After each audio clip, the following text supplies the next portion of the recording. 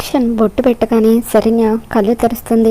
ఇక తర్వాత దర్శన్, శరణ్య, ఇన్ని రోజులు నేను నిన్ను ఎంతగానో ఇబ్బంది పెట్టానో, దయచేసి నన్ను క్షమించే శరణ్య.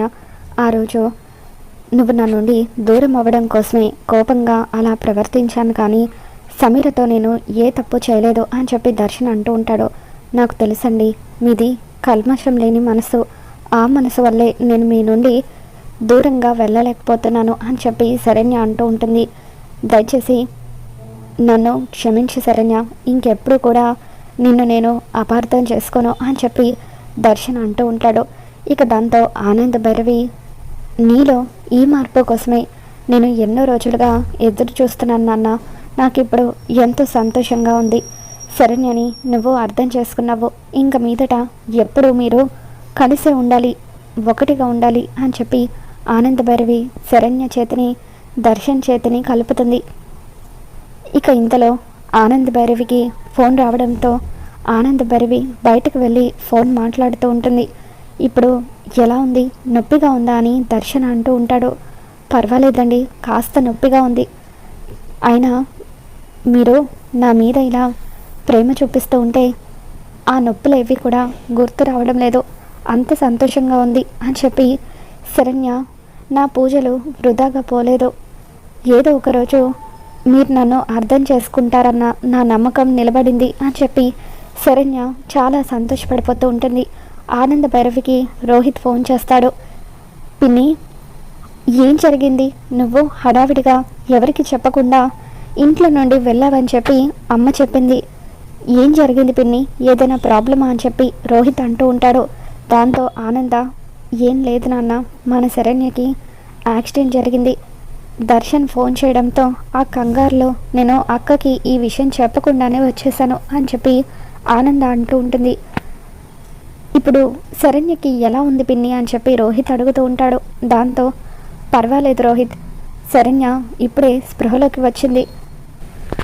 డాక్టర్స్ ఈరోజు రేపో డిశ్చార్జ్ చేసే అవకాశం ఉంది అని చెప్పి ఆనంద్ భైరవి అనడంతో సరే పిన్ని, ఇప్పుడే వస్తున్నాను అని చెప్పి రోహిత్ అంటూ ఉంటాడు. ఏమైంది రోహిత్, ఎందుకు అంత కంగారు పడుతున్నావని చెప్పి లీలావతి అడుగుతూ ఉంటుంది.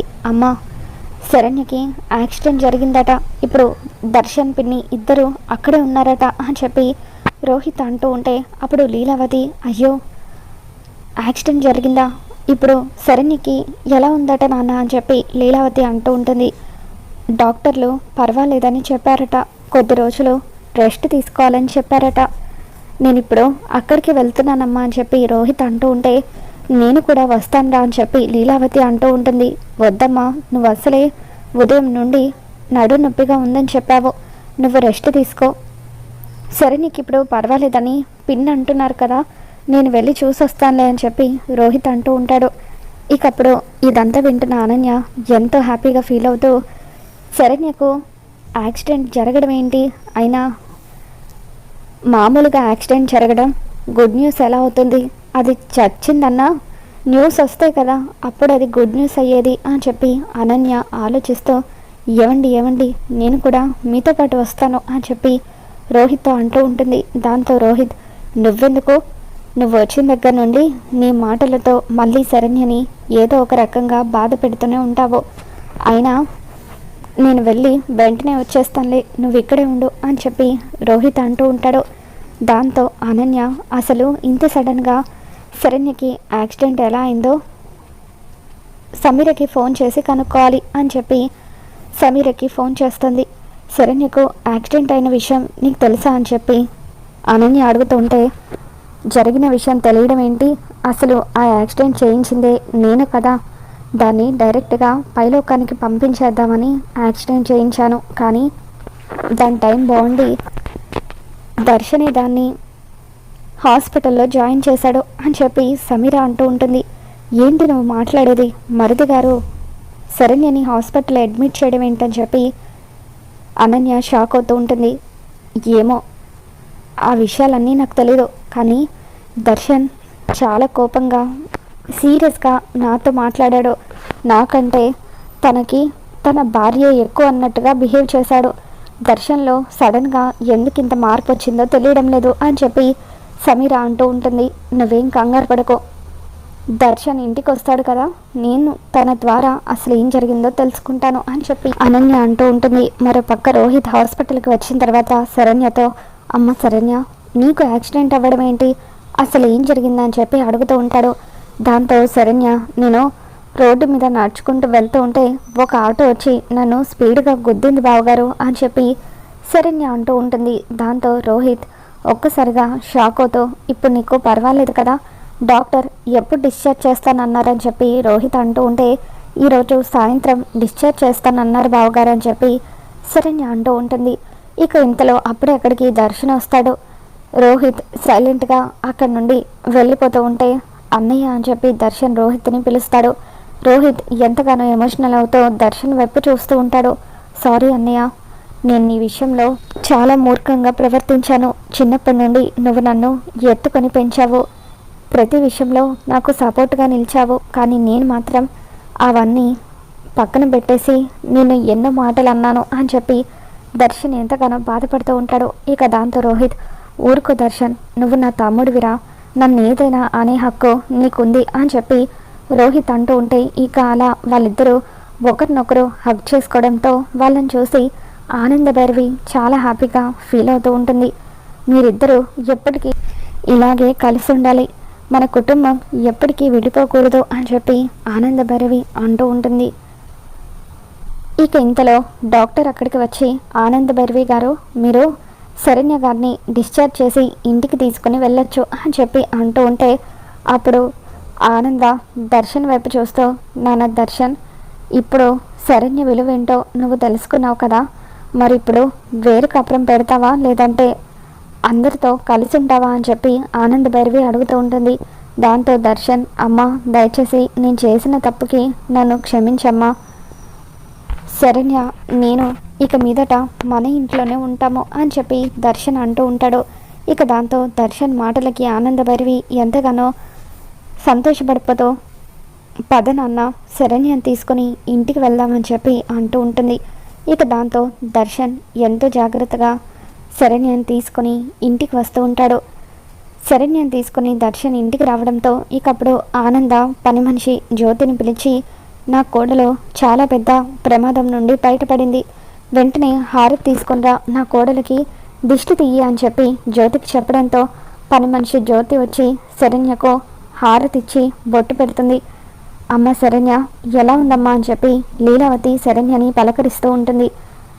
పర్వాలేదు అత్తయ్య గారు అని చెప్పి శరణ్య అంటూ ఉంటే, మీరిద్దరూ మళ్ళీ మన ఇంటికి తిరిగి వచ్చేసినందుకు నాకు చాలా సంతోషంగా ఉందమ్మా అని చెప్పి లీలావతి అంటూ ఉంటుంది. ఆ తర్వాత అందరూ కూడా సోఫాలో కూర్చొని ఉంటారు.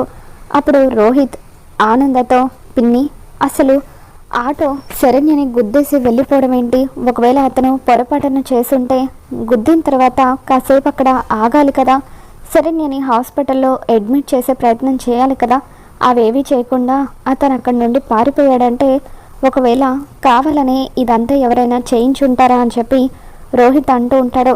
నాకు కూడా అదే అనుమానంగా ఉంది రోహిత్, ఏం జరిగిందో ఖచ్చితంగా నేను తెలుసుకుంటాను.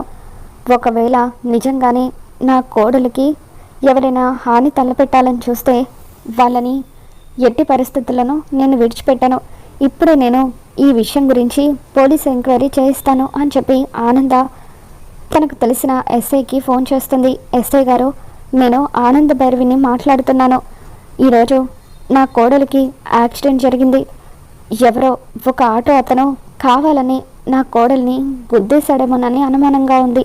ఆ ఆటో అతన్ని పట్టుకొని ఎవరు అతని చేత ఇదంతా చేయించారో నిజం తెలుసుకోండి అని చెప్పి ఆనంద భైరవి అంటూ ఉంటే, అంతా మేము చూసుకుంటాం మేడం, 2 గంటల్లో ఏం జరిగిందో తెలుసుకొని మీకు ఇన్ఫామ్ చేస్తామని చెప్పి పోలీసులు ఆనంద భైరవికి చెబుతూ ఉంటారు. థ్యాంక్స్ ఇన్స్పెక్టర్ గారు అని చెప్పి ఆనంద భైరవి అంటూ ఉంటుంది.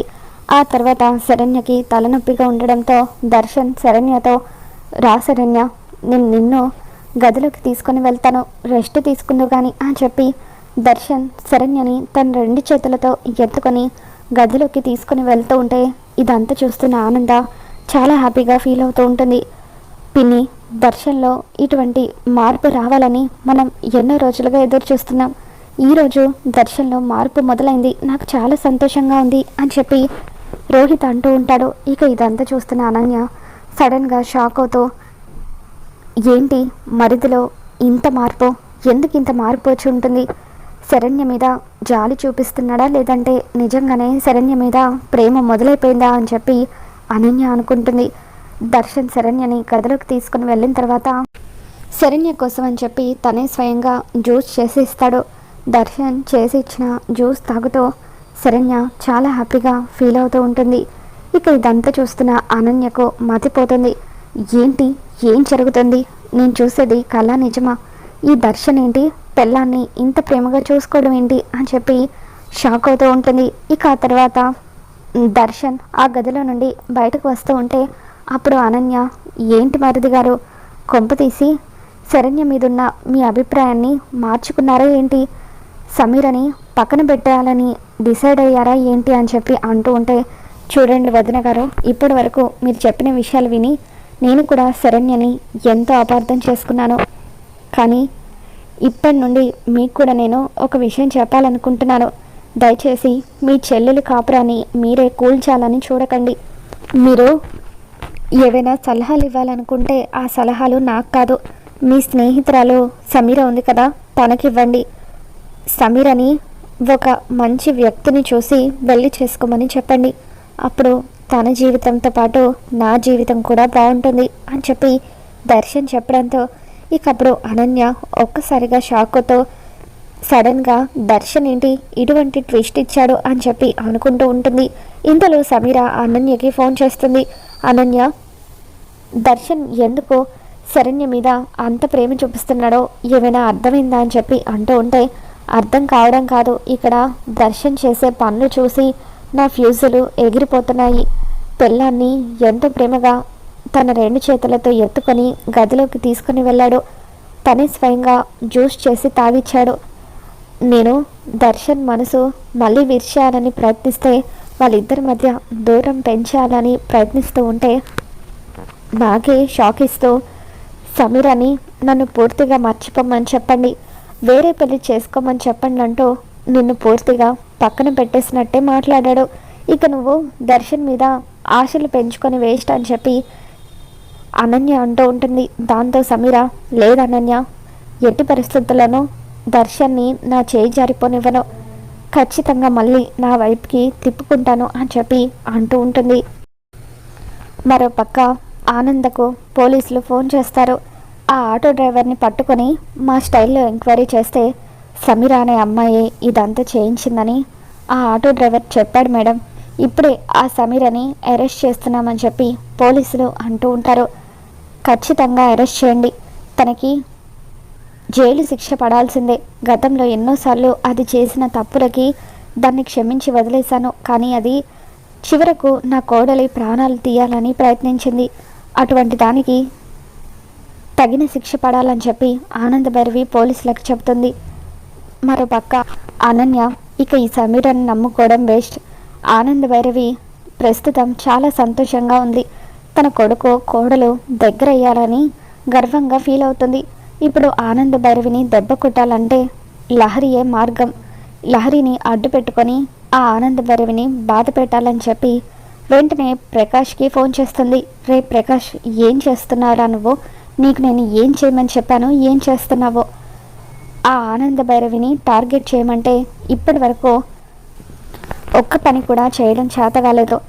అక్కడ లహరికి పెళ్ళి కూడా నిశ్చయమైపోయింది. రేపో మాపో ఎంగేజ్మెంట్ కూడా చేసుకుంటారు. ఆ తర్వాత పెళ్ళి. అప్పుడు నువ్వు ఏం చేసినా ఎటువంటి ఉపయోగం ఉండదు. కాబట్టి నువ్వు ఏదైనా చేయాలనుకుంటే ఇప్పుడే చెయ్యి అని అనన్య ప్రకాష్ని రెచ్చగొట్టడంతో ప్రకాష్ లహరికి ఫోన్ చేస్తాడు. ఏ లహరి, ఎలా ఉన్నావు అని అంటూ ఉంటే, ఎవరు నువ్వు అని లహరి టెన్షన్ పడిపోతూ ఉంటుంది. నన్నే గుర్తుపట్టలేదా? నీకు ఆకాశ రామన్నలాగా లెటర్ పంపించాను కదా, నువ్వు మర్డర్ చేసావు కదా, ఆ మర్డర్కి సంబంధించిన ప్రూఫ్స్ అన్నీ కూడా నా దగ్గర ఉన్నాయి. మర్యాదగా నేను అడిగినట్టుగా నాకు కావాల్సింది నువ్వు చేస్తే నేను నిన్ను విడిచిపెట్టేస్తాను, లేకపోతే ఆ ప్రూఫ్స్ అన్నీ కూడా పబ్లిక్లో రిలీజ్ చేస్తానని చెప్పి ప్రకాష్ బెదిరిస్తూ ఉంటాడు. ఏం కావాలి నీకు అని చెప్పి లహరి భయపడిపోతూ ఉంటే, జూబ్లీ హిల్స్లో ఉన్న మీ ఫ్లాట్ పేపర్స్ కావాలి, వెంటనే అవి తీసుకొని నేను చెప్పిన చోటికి రా అని ప్రకాష్ అంటూ ఉంటాడు. దాంతో లహరి ప్లీజ్ నన్ను వదిలే అని భయపడుతూ ఉంటే, సరే వదిలేస్తాను, నా దగ్గర ఉన్న నీ వీడియోస్ని పబ్లిక్లో వదిలేస్తాను అని చెప్పి ప్రకాష్ బెదిరిస్తూ ఉంటాడు. దాంతో లహరి వద్దు, ఏదో ఒకటి చేసి నేనే ఆ పేపర్స్ తీసుకొని వస్తాను అని చెప్పి ప్రకాష్కి చెప్తుంది. మరోపక్క లహరి రావడం లేట్ అవ్వడంతో ఇకప్పుడు ప్రకాష్ మరొకసారి లహరికి ఫోన్ చేస్తూ ఉంటాడు. ఆ టైంలో లహరి వాష్రూమ్లో ఉంటుంది.